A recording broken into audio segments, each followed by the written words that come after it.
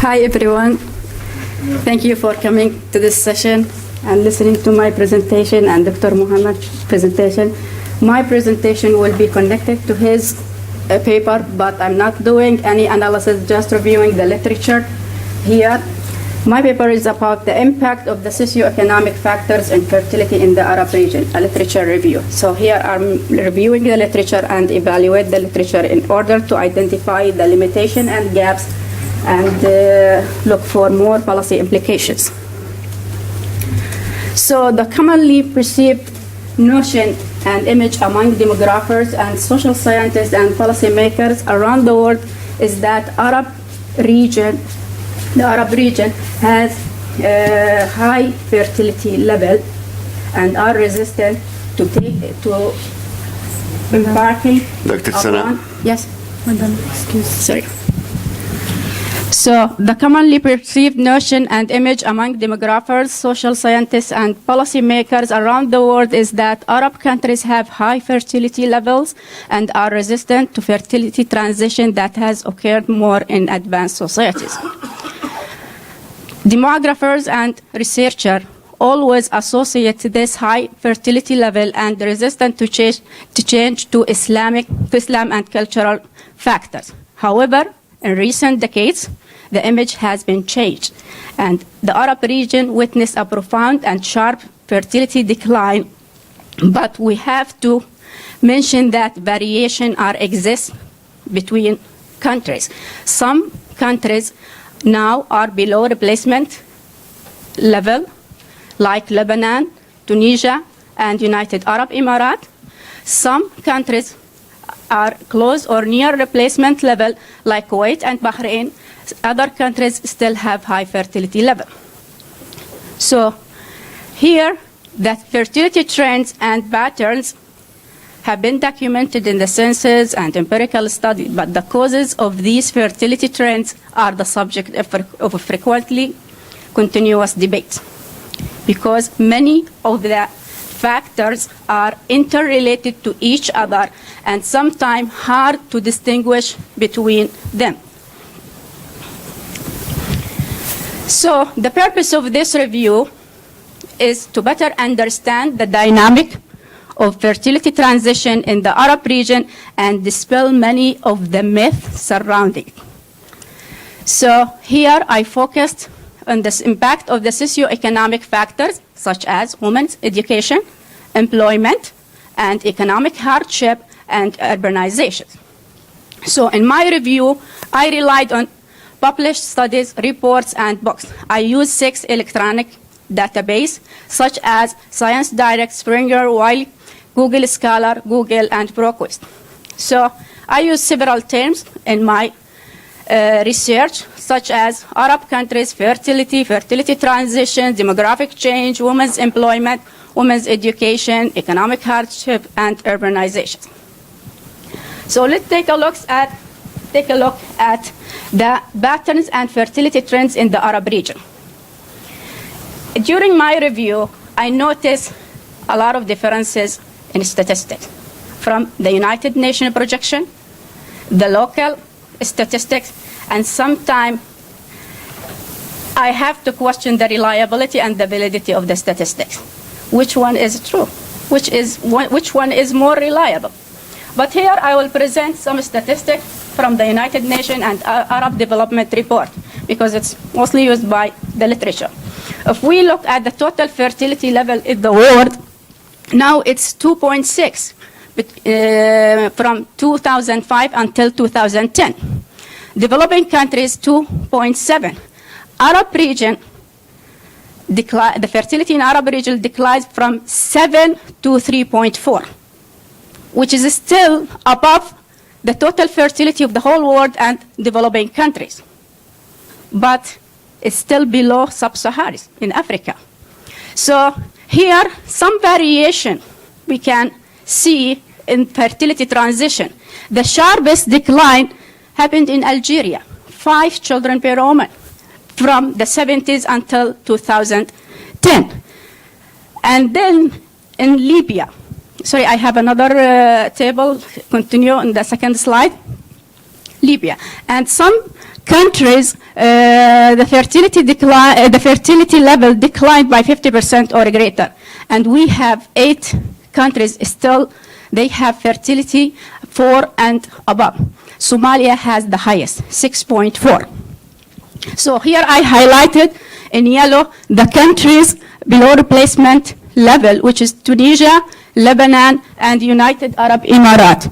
And then the one above 4, Iraq, Yemen, Comoros, Djibouti, Mauritania, Somalia, and other countries. But the highest is Somalia. So here, if we look at this chart, we will see the sharp decline happened in Oman, Algeria, and Libya. And the moderate decline in Qatar, Morocco, Comoros, Tunisia, United Arab Emirates, Yemen, Jordan, Saudi Arabia, Syria, and a slow decline in Lebanon, Sudan, Iraq, Bahrain, Egypt, Djibouti, and Kuwait. But the very slow or almost no decline in Somalia. It still has high fertility level. Now, from those trends, the question here, at what level the fertility decline will reach in the future? The United Nations projected that all Arab countries will reach the replacement level 2.1 by 2050. But in reality, the thing is happening the opposite. Now, Lebanon, Tunisia, and United Arab Emirates already below replacement level. And some countries now it's close to replacement level like Bahrain and Kuwait. And other will reach replacement beyond 2050. So here we can see the future of fertility decline is not clear. It might go back and increase. It might stop at this level. So we don't know, and we have to question the statistics sometimes. So we always say numbers do not lie, but in reality we have to say sometimes it's lie and it's not reliable. So the literature identified several factors for fertility decline. And those factors are interrelated to each other. And it's very hard to distinguish the impact of those factors because they're affecting indirectly each other.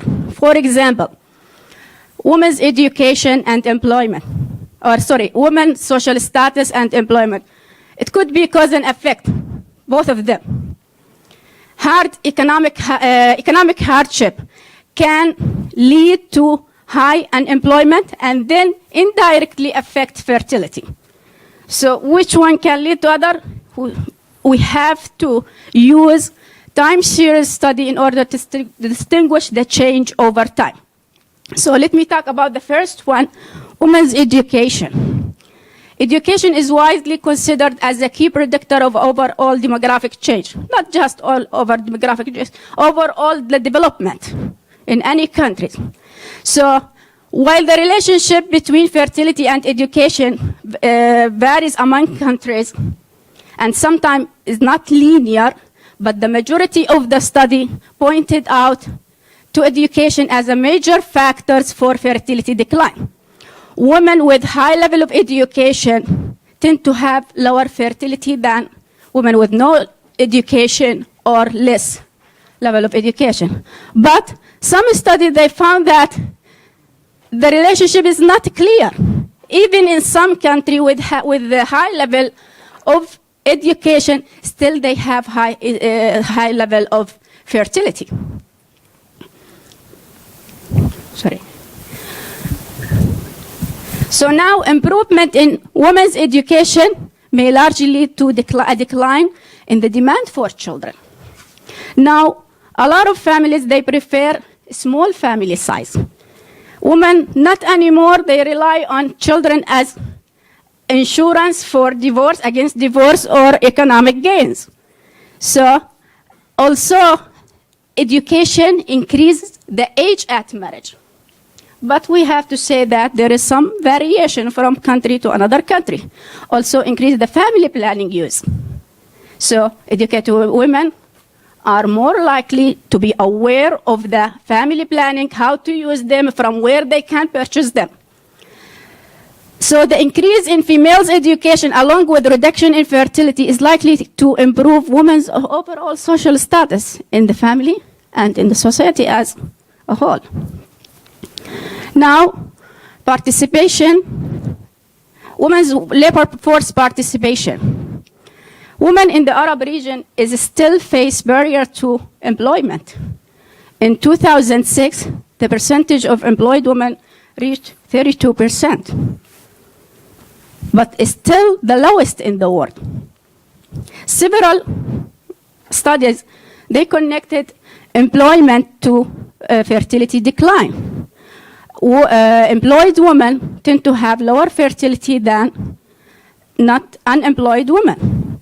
How? Because the association between women's labor force activity and fertility reflects the conflict between childbearing and maintaining a full professional career. But this depends on the social and the economic situation for women. In the Western society, it's not a big problem because they can manage, they have daycare. Even within Arab countries, there is some variation. So the relationship between female labor force participation and fertility also depends on the nature of the work they do. For example, if they do work at agriculture, they can combine between work and childbearing, but more professional career and services, so sometimes it's very hard to combine between both of them, unless if we have a maid or family to support us. So economic hardship. In recent decades, many countries in the Arab region have experienced tough economic conditions occurring from the profound changes in economic and social policies.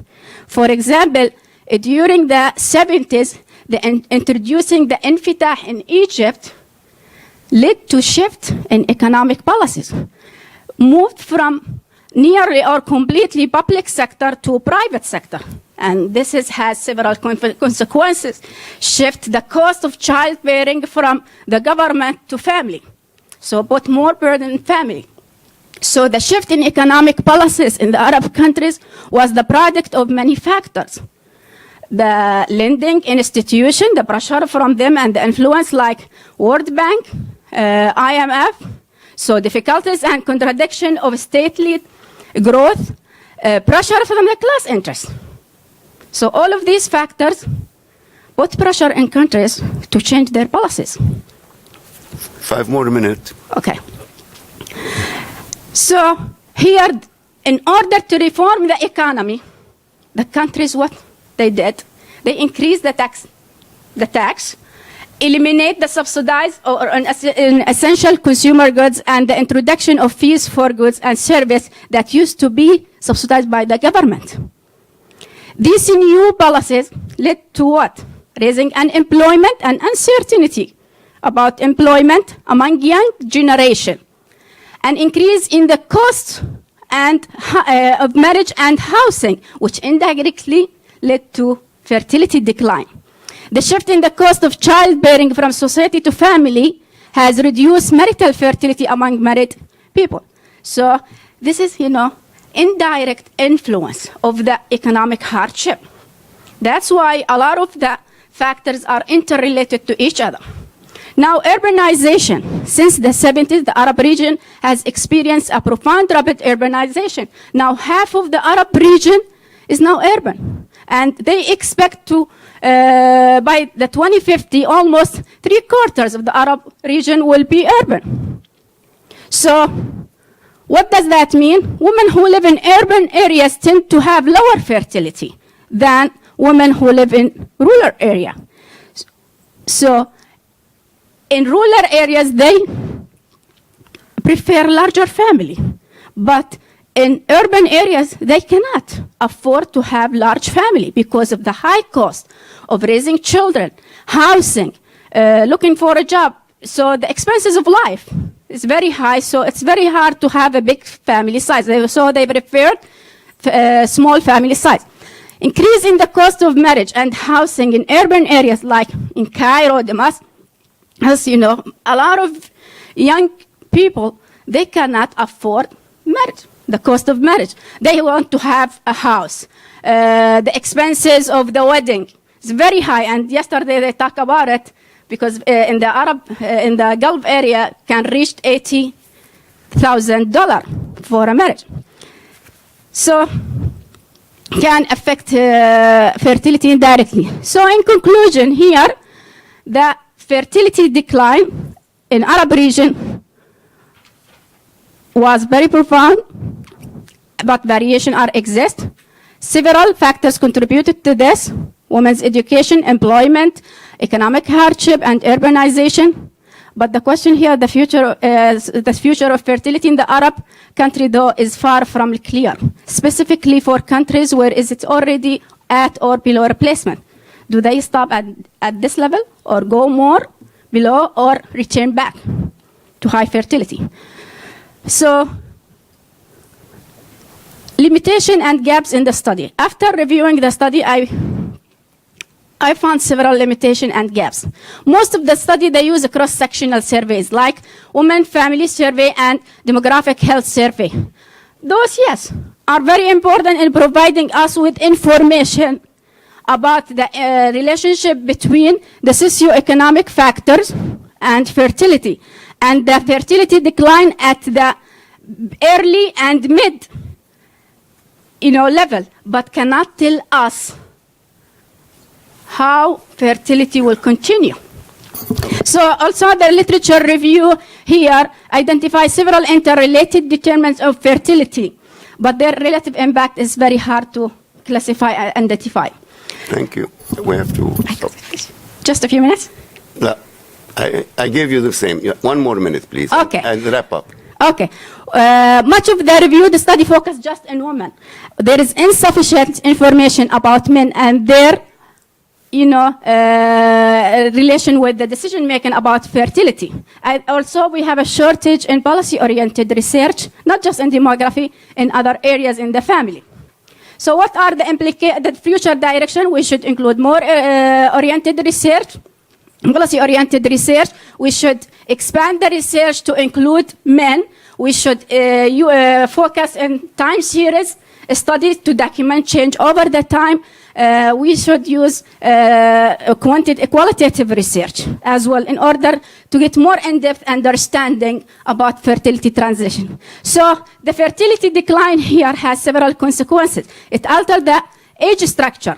That means we have increase in the youth percentage in the Arab region. And this can permit a rapid economic growth or can lead to violence. So government and countries should use several approaches to handle this. One, increase the job opportunity, train them very well to enter the job market.